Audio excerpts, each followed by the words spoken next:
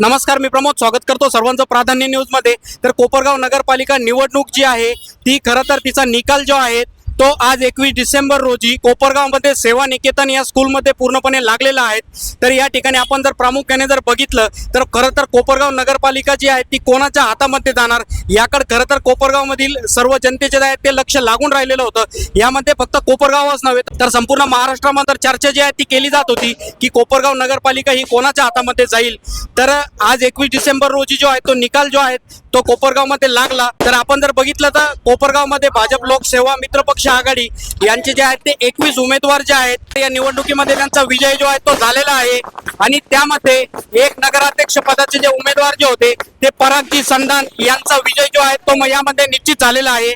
त्याचबरोबर 20 जे आहेत ते नगरसेवक पदाचे उमेदवार जे आहेत त्यांचा यामध्ये खरं तर विजय जो आहे तो झालेला आहे। त्याचबरोबर प्रामुख्याने त्यांचे नगराध्यक्ष पदाचे जे उमेदवार जे होते काकासाहेब कोटे ते सुद्धा या निवडणुकीच्या रिंगणामध्ये होते, पण त्यांना जो आहे तो प्रामुख्याने पराभव जो आहे तो स्वीकारावा लागलेला आहे। सूत्रांच्या माहितीनुसार 409 मतांनी पराग संधान यांनी आघाडी घेतली, त्यानंतर त्यांचा विजय जो आहे तो यामध्ये निश्चित झालेला आहे। आपण जर या ठिकाणी मागे जर बघितलं तर भाजप लोकसेवा मित्र पक्ष आघाडी त्यांच्या वतीने कोपरगावमध्ये खूप मोठा जल्लोष जो आहे तो साजरा केला जात आहे।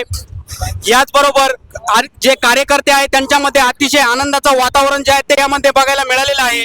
टोटल असे कोपरगाव नगरपालिका निवडणुकीसाठी 5 नगराध्यक्ष पदाचे उमेदवार जे होते ते यामध्ये रिंगणामध्ये होते आणि खऱ्या अर्थाने त्याचबरोबर 122 नगरसेवक पदाचे उमेदवार रिंगणामध्ये होते। त्यामध्ये 20 भाजप लोकसेवा मित्र पक्ष आघाडी यांचे जे उमेदवार जे होते आलेले आहेत आणि एक नगराध्यक्ष पदाचा उमेदवार यामध्ये काळे गटाला जो पराभव आहे तो स्वीकारावा लागलेला आहे। याचबरोबर आपण स्नेहलताताई कोल्हे त्याचबरोबर परागजी संधान यांची सुद्धा यावरती आपण अधिकृत जे आहे ती बाईट घेतली होती। ते काय म्हणाले, काय सांगाल? आपला विजय जो आहे तो निश्चित झालेला आहे, याबद्दल आपण काय सांगाल?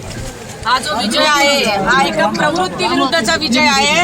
सगळ्या आजूबाजूच्या शक्ती एकत्र आल्या, परंतु हा कोल्हे परिवार आणि भारतीय जनता पार्टी मित्र पक्षावर विश्वास नागरिकांनी दाखवला। आपण याचं जे श्रेय आहे ते खरं तर कोणाला देणार? जनतेला सगळे श्रेय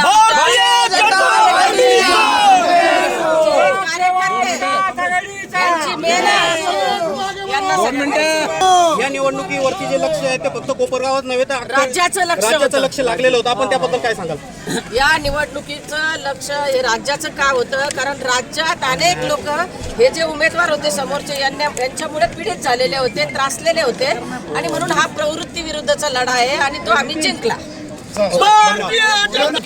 हा जो विजय आहे तो सर्व थोर महापुरुष सर्व स्वर्गीय शंकररावजी कोल्हे, माझे वडील शिवाजीराव संधान, त्याचप्रमाणे आमचे नेते बिपिन दादा, प्रथम आमदार स्नेहलताताई कोल्हे व सहकार महर्षी शंकरराव कोल्हे कारखान्याचे अध्यक्ष बिपिन दादा व संजीवनी स्वयंसहायता बचत गटाच्या अध्यक्षा रेणुका भाभी व सर्व मित्रपरिवार, सर्व कार्यकर्ते, भारतीय जनता पार्टी, RPI, मित्रपक्ष, सर्व जनता, ज्ञात अज्ञात आणि तिसरी शक्ती जिने मला मदत केली या सर्वांना मी समर्पित करतो।